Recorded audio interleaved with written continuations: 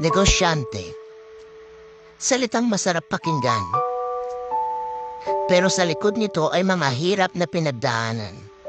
Salitang akala ng lahat ay parati kang may pera. Salitang mensahe gusto mo nang tumambling. Pero dahil sa salitang ito, ay patuloy kang lumalaban kahit gaano man kahirap. Dahil ikaw ay isang negosyante na patuloy pang nanangarap sa ikakaganda ng negosyo mo. Hindi po ibig sabihin na may negosyo ka o nagne-negosyo ka, mayaman ka na.